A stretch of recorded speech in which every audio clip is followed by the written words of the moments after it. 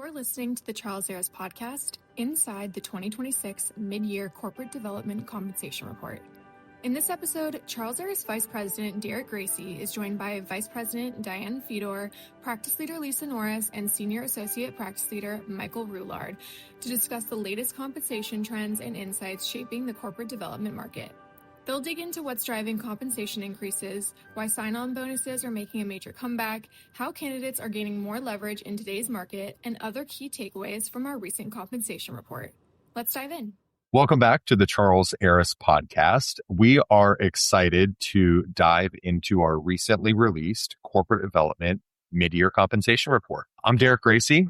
I'm a vice president here at Charles Aris, and I help lead our finance and corporate development practice. And today joining me is the corporate development practice leadership team here at Charles Aris. So I'll let them introduce themselves, and then we're excited to dive into some trends and insights that we saw from last month's offer report. Thanks, Derek. Super excited to be here. Diane Fedor, Vice President here at Charles Aris. I help Derek co-lead our practice, so really excited to delve into our compensation report and trends. My name is Michael Rouillard. I lead the services vertical for our corporate development team.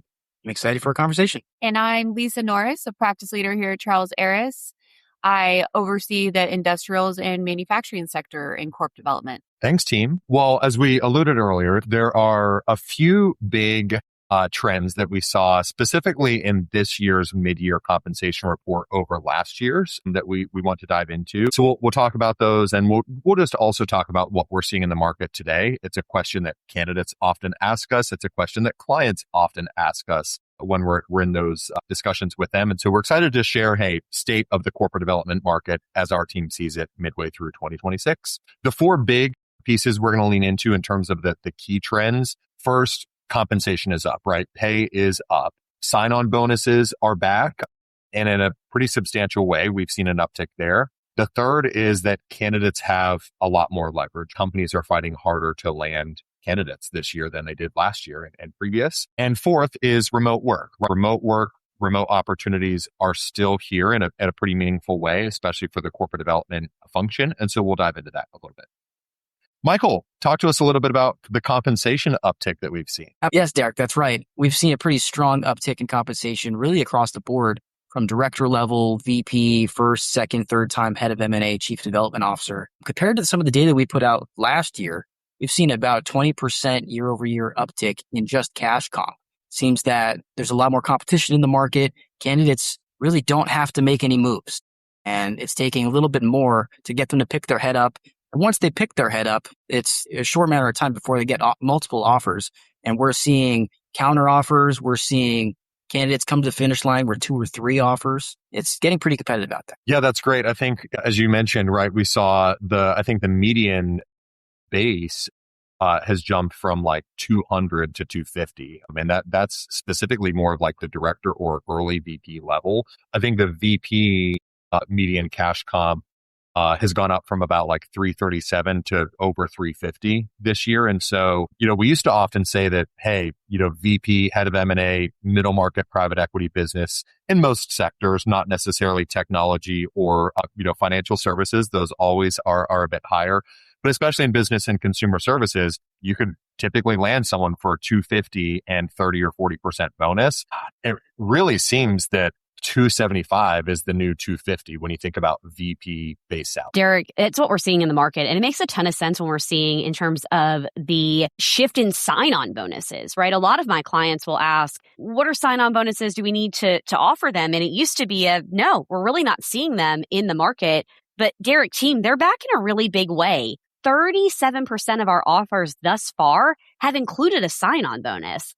That's up from 24% from the entire year of 2025. The average sign-on bonus, when offered, roughly quadrupled from $22,000 to nearly $80,000 for a sign-on bonus. Meanwhile, and I think this is really interesting, Michael, as we think about the competitive nature of what we're seeing in corp dev, deal bonuses, right?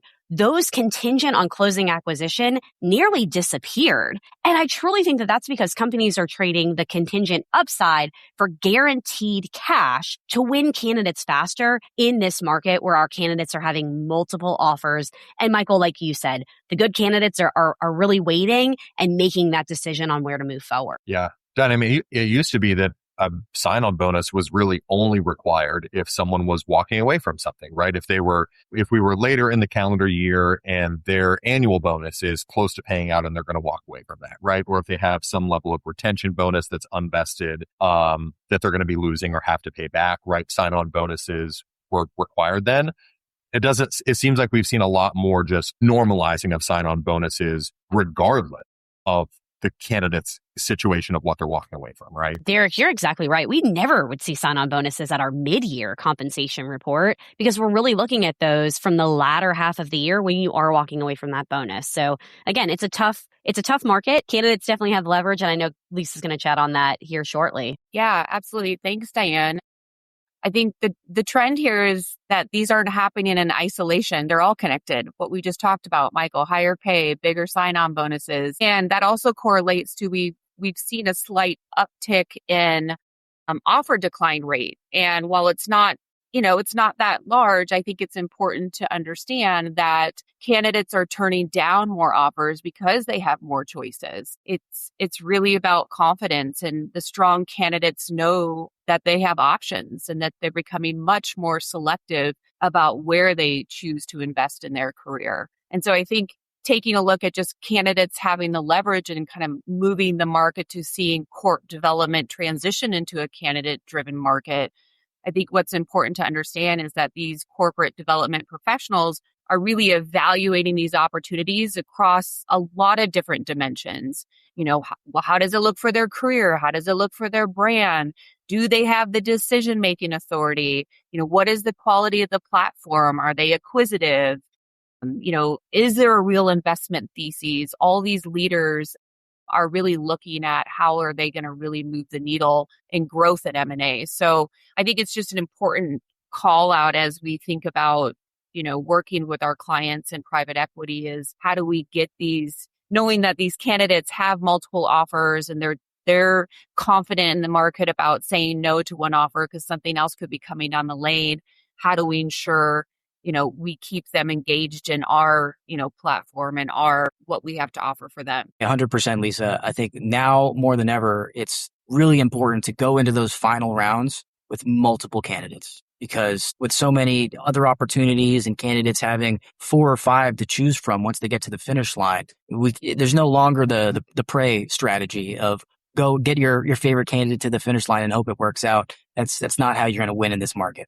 Michael, that's exactly what I was going to say, right? We have this idea of, kind of isolating the top candidate. And in some markets that works, right? A year ago, that probably was less of an issue. You could kind of slow play the second or third candidate, or it was okay if someone was just a couple weeks ahead in the process if they were the front runner, and you maybe didn't have to take the team's time to interview the second or third just yet. We've been having a lot of conversations with clients, specifically the past probably 6 to 8 weeks, that the market has gotten like sneaky competitive. I feel like it wasn't just this big flip at the beginning of the year. We've seen these kind of indicators all year, but now they finally have compiled into, yes, this is a challenging market, right? This is a candidate-driven market. Candidates do have these options. So we've been sharing a lot with clients, even the past, few weeks, that we have to basically interview candidates in a vacuum, right? You have to interview the candidate against, are they right for the role? Are they a good fit?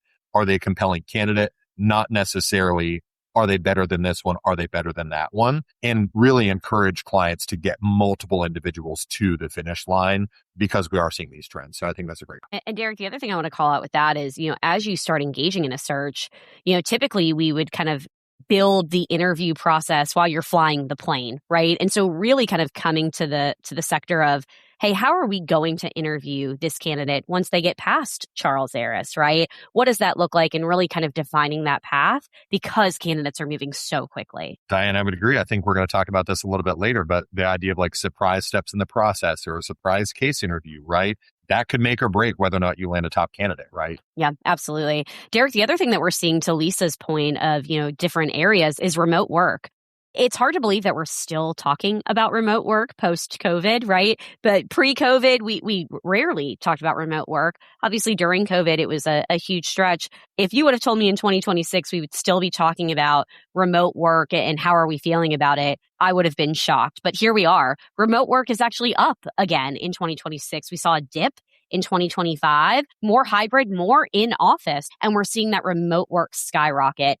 Derek, team, I think it's because the landscape is so competitive. So to be able to really delve out into the entire nation, the entire world, and see who fits your corporate development need is why our remote work is truly spiking. Yeah, and I think that's a good call out. I mean, we've also seen this kind of concept of like regionally remote, right? Where, hey, the person doesn't have to be in Atlanta where we're headquartered, but we want them to be in the Southeast, right? They can be remote, but they need to be in the Southeast. So that's an interesting concept, right? And hey, we have no presence on the West Coast. So we're open to candidates wherever, but probably not California. Or the flip-flop, right? We are on the West Coast. So we're open, but it would be hard for us to find this person in Boston just because that's 3 time zones. Absolutely. I think that from a hiring perspective for M&A, if you're trying to find the perfect candidate with the perfect deal size, perfect volume, perfect industry fit, and you're narrowing that to one city or one state even, you're cutting out 80% of the talent pool.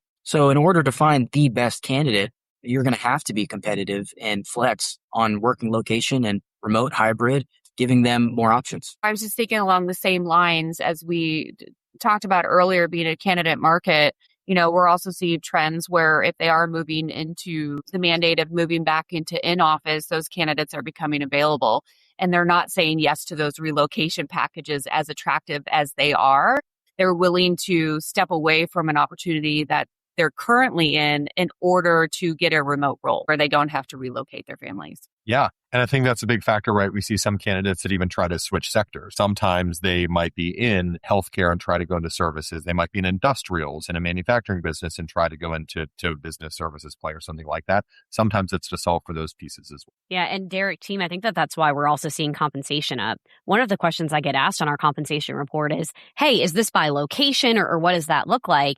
And because we are so remote focused, it's not by location. We find that corporate development compensation truly is nationwide because even if you are in a more remote world, you're still competing with those higher cost of living environments. And so our corporate development compensation truly is universal. Yeah, I would agree, Diane. I mean, it's certainly more sector focused than it is location focused, which it always has been the case, right? Where there's sectors where the compensation is just significantly higher, like technology, like white collar professional services. When we think about wealth management, financial services, these advisory businesses, right? That's a hot space for private equity. So the headline, nothing incredibly drastic, but compensation is up. I think we're very confident in saying that compensation is up and clients are fighting harder to land their top candidates. Thanks for joining us on the Charles Aris podcast, and we'll see you next time. Thanks for tuning in to the Charles Aris podcast. For more insights and resources, visit us at www.charlesaris.com. We'll see you next time.